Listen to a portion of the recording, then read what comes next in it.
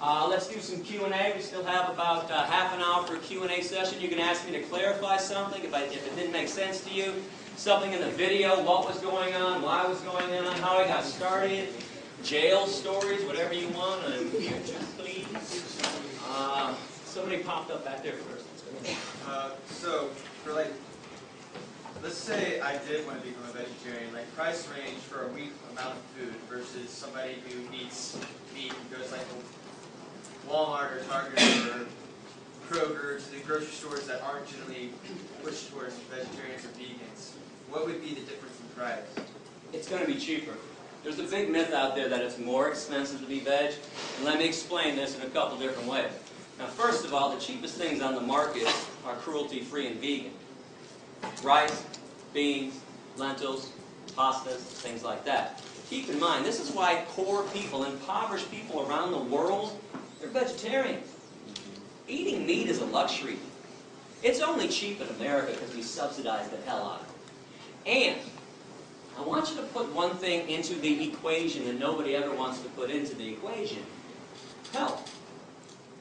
Pharmaceuticals, hospital visits, doctor visits, all these pills, all the vitamins, healthcare. That stuff was not created for vegan. Those are meat-eating creations. I'm about to turn 40 in August. I have no healthcare. I take no vitamins. I see no doctor. I don't need to. I eat properly and I exercise. So if you put health into the equation, meat eating is the most expensive diet out there for sure. Also keep in mind, if you do buy processed foods, vegan or non-vegan, you always pay a little extra. If you pay Turtle Island Foods to make you a tofurkey, if you pay Lean Cuisine to make you some kind of meat dish, it's a little more pricier because somebody did it for you. So you can also, if you're really good in the kitchen, make this stuff on your own. I got a recipe section online. I also have a restaurant section and a grocery section too. So you can always look up that stuff. You can contact me, ask me, how do I make this favorite recipe of yours? I will track it down. My girlfriend too is a wonderful chef as well. So keep all those things into the equation. Let me say one more too. If you eat out, whether you eat meat or you're vegan, it's always a little more pricier too. So don't blame it on, I went to this vegan restaurant and it was pricey. Outback Steakhouse isn't so cheap either. And Longhorn Steakhouse and all these other places too. And if you eat out at restaurants, places like Subway, their veggie sub, when they're not doing their $5 special, the veggie sub is always the cheapest thing on their menu on Italian bread and it's vegan. If you go to Taco Bell, get a bean burrito without the cheese, you want to talk about dirt cheap, 99 cents. And I bring this up because students try to do this with me all the time. Gary, I understand what you're saying, but I'm broke. I'm a college student, only got $1, got to go to McDonald's. Well, you can do the same nasty shit at Taco Bell too, okay? And I say nasty shit because if you're eating McDonald's, don't tell me you're eating for taste. Yes, sir? So how do you get the same meat taste for a vegan meal without using meat? Yeah, if you use the right combinations of vegetables and spices, you'd be amazed what you can mimic. For instance, there's a lot of mock fish that's out there. I was talking about the shrimp from that company. If you go to a website called Veggie World, V-E-G-I-E, 1G, veggieworld.com, they got fake lobster, they got cod, they got salmon, any fish product you're looking for, they use seaweed. Seaweed gives it a fishy smell and a fishy taste. You've all had a good portobello mushroom at some time too. If you hook up a portobello mushroom on the grill, it tastes awfully steaky. So they use mushrooms and they want to get a beef flavor too. The woman that runs my recipe section, Amy Ball, one of the best chefs that nobody knows about. I was passing through San Francisco a few years ago, and one of my perks for traveling is that I get to eat all over the country, and I know what's vegan, what's out there, so I stopped by her house, and she says, you want a vegan hard-boiled egg here? Actually, she didn't say vegan. You want a hard-boiled egg?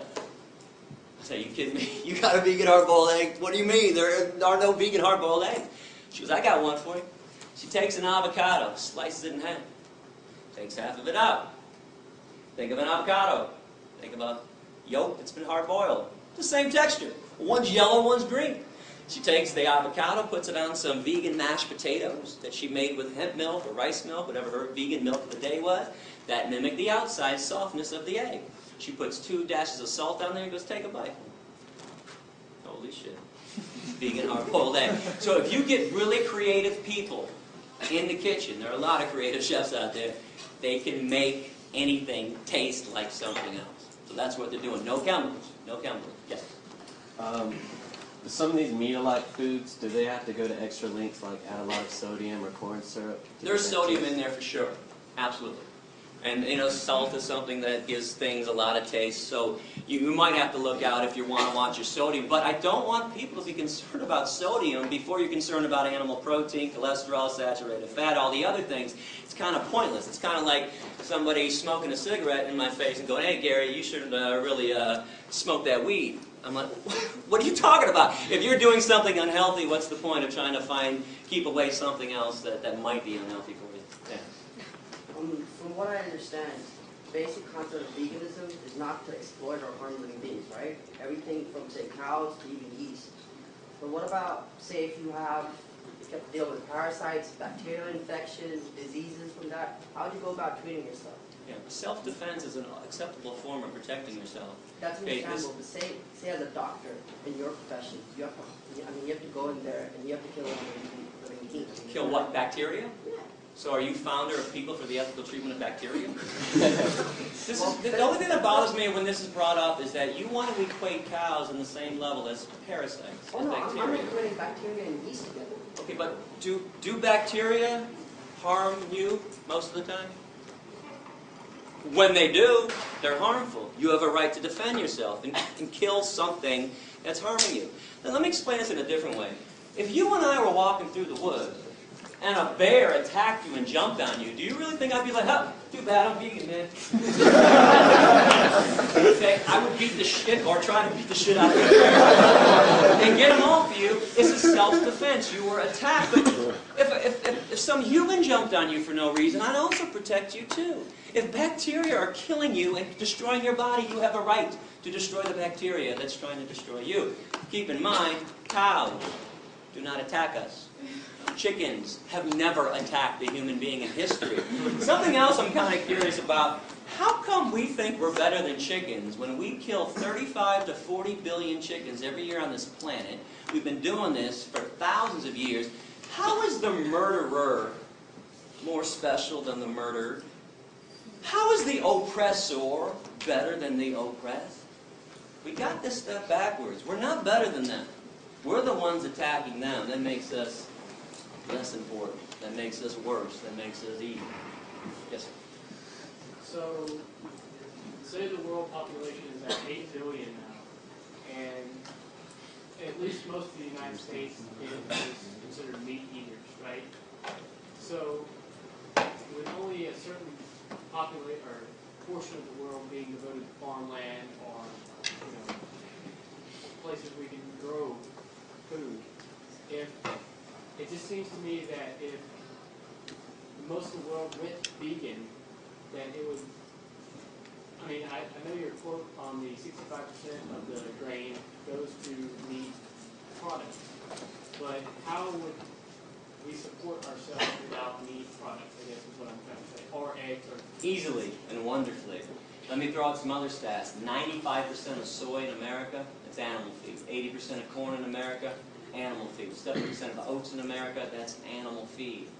If we ate the stuff directly, do you know that 1 acre of land can yield 30,000 pounds of carrots, 40,000 pounds of potatoes, and 50,000 pounds of tomatoes? 1 acre of land can only give you 250 pounds of meat. Okay, we would be using less land, destroying less habitat if we just ate crops directly. Please go to the environment section on my website or go to a website called earthsave.org. Everybody gets fed. Here, let me throw this out there. Do you know the world's largest Feed the Hungry organization is called Food for Life Global? Please look them up online. When I found out about this group that solely uses vegetarian and vegan food to feed people 2 million meals per day, I found out about them about 10 years ago. I also found the second largest group on the planet doing Feed the Hungry stuff is Plenty. Plenty.org is their website. Both are vegetarian groups. Now, I sent a letter to both presidents saying, oh my God, this is wonderful. Finally, somebody realized you don't have to harm animals to help people. I got letters back that were almost identical. They said something like this: it's not that we do this for ethical reasons. We don't want to argue with you. We don't want to debate you on that. We do this because it's cheaper, And we feed 20 to 30 times the amount of people when we use vegetarian food than when groups use meat. Another question, somebody up here, right there. I agree with you in the vegetables and fruit and all that stuff is really good for you, but I guess would say processed soy is bad for you because it causes the body to generate extra estrogen. Well, here's something interesting on that. If estrogen is people's concern about soy, meat and cow's milk have twice the amount of estrogen that's found in soy. But let me break this down for you. So the estrogen that's found in soy is a phytoestrogen, P-H-Y-T-O, plant-based. Phytoestrogens cause no harm to the human body whatsoever. It's animal estrogens that drive the body crazy. But I got some good news for you. If you're really concerned about eating soy, you don't want to do it, don't do it. Eating soy does not mean that you can't be vegan or not eating it.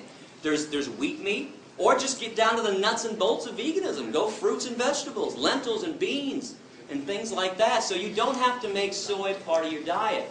And if you want to go to my website, I hope you do. I got a brand new section about all the myths out there about soy. A lot of them are being spread by Mr. Michael Pollan, The Omnivore's Dilemma. And by the way, what the hell is the dilemma? Is being kind instead of cruel really problematic to people? Michael Pollan, by the way, is a hunter, is an unpaid spokesman for the meat and dairy industries.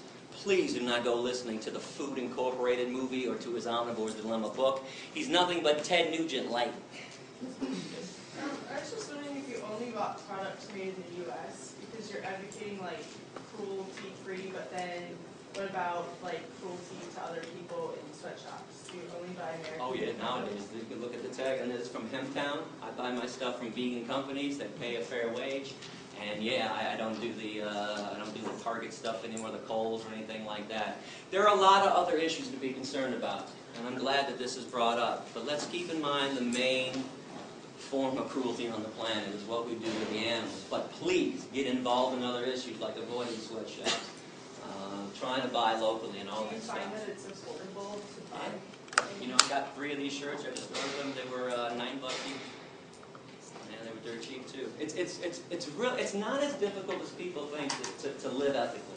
It only seems that way because we're used to the other way of not caring about where products come from, not caring about what happens to other animals and to other human beings. What country were you kicked out of? Canada kicked me out first in 1999. This happened because in 1997 I decided I wanted to do more than just be vegan. I wanted to actually free animals who were being held captive.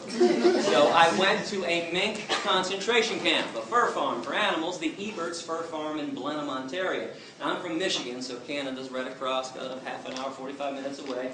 So I went to this farm and I opened up the cages for 1,542 mink.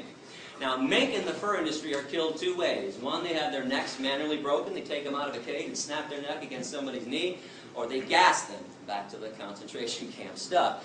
Now, things went badly that evening.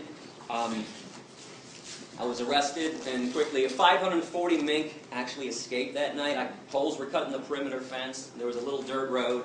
And then there were 600 acres of forest. That's all they had to do was get across the street, find a way out. Unfortunately, 1,000 mink never made it off the grounds.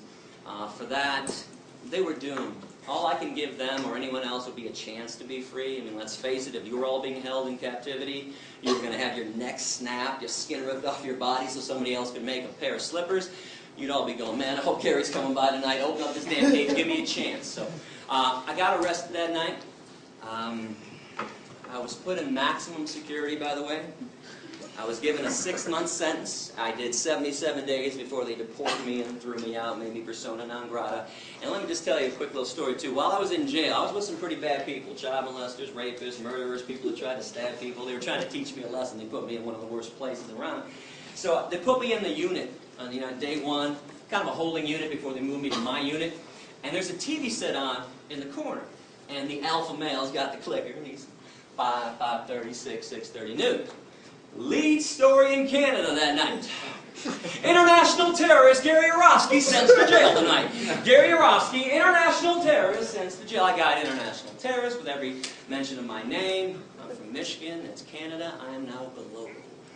So, I don't know anybody on day 1. I'm standing in the back of the cell, and they're all huddled around the TV. And they finally realize I'm in there with them. One guy's kind of standing like this, and he's looking around. Hey, that's the guy back there. It goes around, that's the guy back there. Now the alpha male gets in, he walks up to me, pretty big guy, he's like, you an international terrorist? I said, yeah. So that's funny, man, you don't look like an international terrorist. I said, maybe it's because I'm the exact opposite of one. Here's what I did. I freed some mink. They're going to have their necks broken. Now, the first thing he said to me, I preached a lot in jail. First thing everybody said to me was, what the hell's a mink? It's like a big ferret. It's in a rodent family. And the next thing that was always said to me, this is not verbatim, but the intonation is verbatim. It went something like this. Wait a second. They put you in here with us? Because you freed some rats? And the emphasis was always on us. They knew they were back with us? I said, no, they put me in here with you because I also caused $2.1 million in damage to the mink farm and put the guy out of business permanently to this day, and we don't tolerate economic sabotage in our society. One more thing I want you to think about. When they first arrested me, they refused to give me bail. They thought I was going to bail out, go back to Michigan, and there's no extradition for mink liberation. So I had a 10-day bail hearing. I bring this up because I challenge anyone in this room. Find me a 10-day bail hearing for a rapist, a murderer, or a child molester. Won't do it, but the mink liberator gets 10 days. Now, on day 10, my attorney, Steve Rogan, found out that the same exact judge, Elaine Babcock, that had been denying me bail for 10 days, had just given a man from Michigan, 3 weeks earlier, $1,000 bail, second-degree criminal sexual conduct. Now, you know how judges can give when they don't want to hear something in their courtroom. Boy, she goes flush red, top of her voice. She goes, Steve, don't you dare bring that up in my courtroom. That's got nothing to do with this case, and you damn well know it. Now, I'm sitting over in the defendant's box. I can't talk to my attorney now. He's pacing, but in my head I'm going, don't back down, don't back down, don't back down. So he's pacing and pacing. I'm like, come on, Steve. And 30 seconds later, he turns and he says, you know what, Your Honor? It's got everything to do with this case. My client tried to stop cruelty. And he wants to go to jail at this point and make a statement on behalf of the animals. You gave that guy from Michigan bail for sexually assaulting a woman, and you won't give my client bail? She looks at me for the first time in 10 days. And I was like, $10,000 bail. Now, agree or disagree with law breaking, and I hope you understand everybody that we all collectively admire. Dr. King, Gandhi, Rosa Parks, Henry David Thoreau, Jesus, we're all radical lawbreakers. Every single person on this planet that ever made substantive change was a radical lawbreaker. Even if for some reason you don't think that I should be breaking laws or that people should break laws, you can't tell me it should cost $1,000 to sexually assault a woman for bail and $10,000 to free some rats. Bottom line on this, sexually assaulting a woman doesn't affect the economy. And we just don't care about things that don't affect the root of all evil. Money. Question? A, what got you started, and B, what's the tattoo? Tattoo is me with a mask on holding a bunny rabbit. And it says Presto et Persto, which is Latin for I stand in front and I stand firm. And it says ALF, Animal Liberation Front, which is a group that goes around. There's no membership, but anybody that goes around and liberates an animal or destroys a place of torture is considered an ALF member. What got me started was my stepdad is a clown in the Shrine Circus. Takes me backstage when I'm 23, and mind you, I got my blinders on too. I could care less about animals besides the dogs that are in my life, or if a chipmunk runs by me, I'm like, hey, look at the chipmunk. Right? But I'm like everybody else. I'm eating dead animals. I could care less about cows and pigs and what they're going through. And he invites me backstage and says, you want to come see the elephants? I'm like, hell yeah, I want to see the elephants. Are you kidding me? Can I bring Wendy with me too? My girlfriend at the time. I said, yeah, bring Wendy down. So Wendy and I go backstage. We're excited. We're like playfully pushing each other like, I'm first. We get back there and we just stop dead in our tracks. When you see cruelty in front of your face, you don't need somebody to explain it to you. I knew what I was seeing was evil. 3 elephants were lined up in chains, front left foot, back right foot, each of them, chained up to the cement floor of the warehouse of the Michigan State Fairground. I looked to the left, I saw a monkey screaming and grabbing the bars of his prison. I saw two tigers to the right of me pacing pathetically. And I turned to Wendy, pardon my language, but I'll tell you exactly what I said. I said, what the fuck is an elephant doing on 8 Mile and Woodward Avenue in Detroit in the first place? She said, I don't know. And we walked up face to face with these elephants. And if you pay attention to energy, and please don't think this is weird. We do this all the time, like with babies, with infants. They don't talk and communicate. But a baby starts crying. You thirsty? Oh, you're hungry? You need to be changed. You figure it out. Look at their eyes. Look at their movement. These elephants were swaying like this neurotically. Now, I'm no elephant expert, but I know that's not elephant behavior. I later found out that's a neurotic behavior every elephant gets in every circus because they're kept in chains. In the wild, elephants walk 20 to 50 miles a day. I looked into their eyes. I saw nothing but hopelessness and fear. And I knew something was wrong. So that got me thinking, where did my food come from? Where did my shoes come from? What really goes on in an animal research lab? So that's when I started investigating. I mentioned this earlier. I started going into the Thornapple Valley Pig Slaughterhouse. I started going into animal research labs. And I fought it at first, like everybody does, like most people do. I didn't want to stop eating the animals. What else am I going to eat? Salads all day long? I mean, it's really like, there's a myth out there that all vegans live off of is iceberg lettuce and tomatoes. Okay, that's not true. But that's what I thought too. So anyways, the more I thought about it, the more I realized I was a hypocrite. And here's a paradox I want you to think about. Why do we call some animals pets and others dinner? Why do we fight for the rights of certain animals to be happy and loved and safe? Dogs and cats in America. But others, hey, slice their beaks off. Those damn hens, slice them off, fully conscious. Those pigs, those piglets, rip their testicles out. Screw them. There's a major hypocrisy going on. You can see the choice that I made. All I can ask you to do is put your head on your pillow every night knowing that you are not responsible for premeditated acts of cruelty.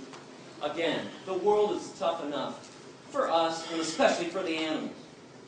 Do we have to make it worse by eating them? There is no need in this day and age to consuming any animal product whatsoever. It's time to let it go.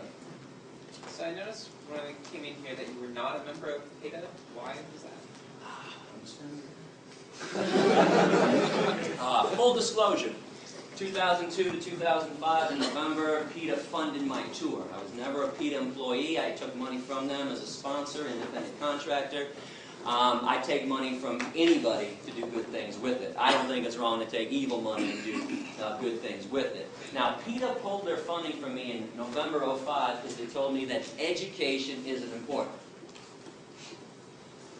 Really?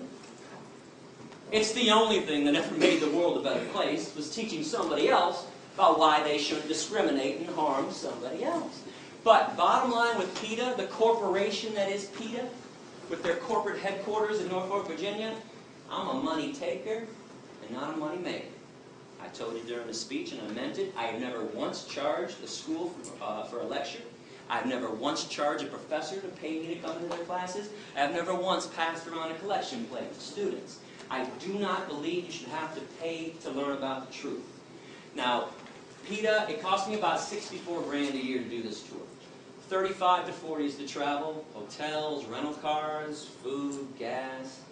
It's not cheap to live on the road 7.5 months a year. I take the rest so I can just live and pay my own bills, which is meager. It's a meager salary that I get for doing this. But in the end, the accountants came into PETA's headquarters, Ingrid Newkirk's offices. She's the founder and president of PETA, and said, you know, we've given Gary 64 grand for 3 years. That's $192,000. We also gave him $20,000 to put his speeches on DVD that he gave out for free to the students when he was supposed to charge them $10. When I first got these DVDs, people would always come up and say, hey, Gary, I want to share this with my boyfriend, my girlfriend, my dad, my sister, whatever. And I'd be like, oh, great, I got some DVDs at $10. And nearly every student would say, I'm broke, I'm a student, what do you mean $10? I'm like, oh, okay, here you go. So I gave out at least 95%, if not more, of my DVDs. Well, PETA found out about that. They were pissed off, and I used to say, you guys make $25 million a year. You can't give out a couple thousand DVDs to people that are actually now begging to learn more about animal rights and veganism. So that, obviously ended our relationship when they pulled their funding from me. But something else, I always condemned PETA when I first started, while I took their money, and now that I don't take their money, I still condemn them. They exploit women. Their tactics are so ridiculous. They're always looking for a naked woman.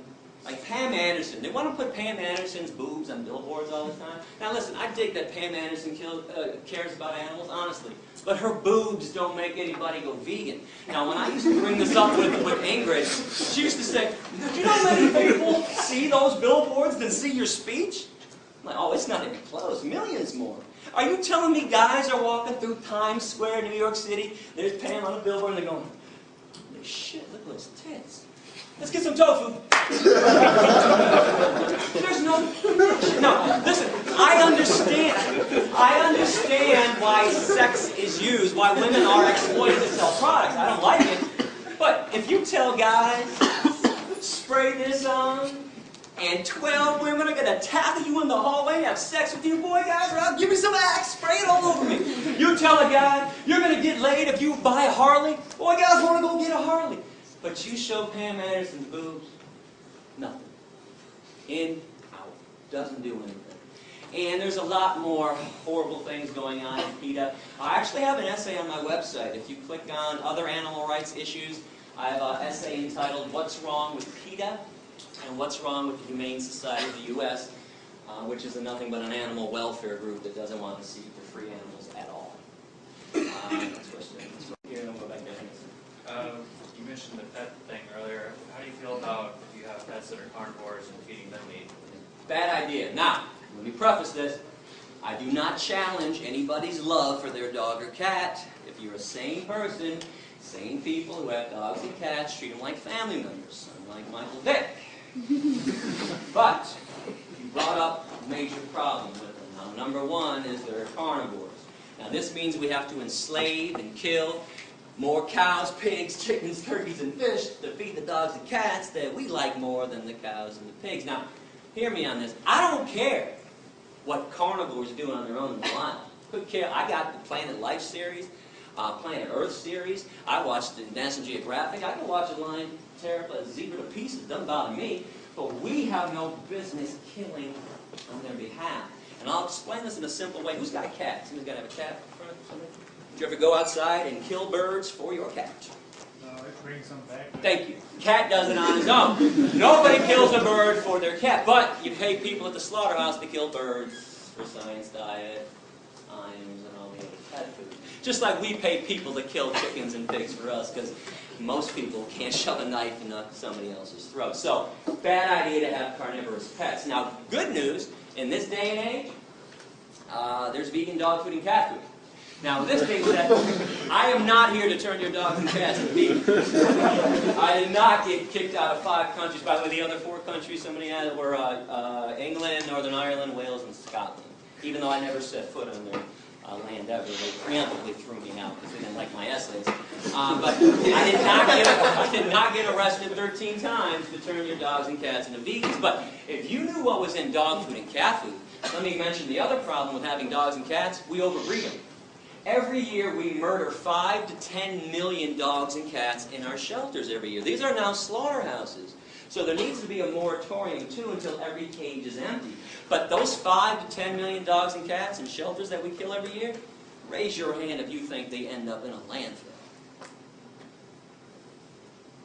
Well, once a week, the rendering truck comes around, picks them all up and grinds them up and sells them to Science Diet, Alpo, and Iams, and all the pet food companies.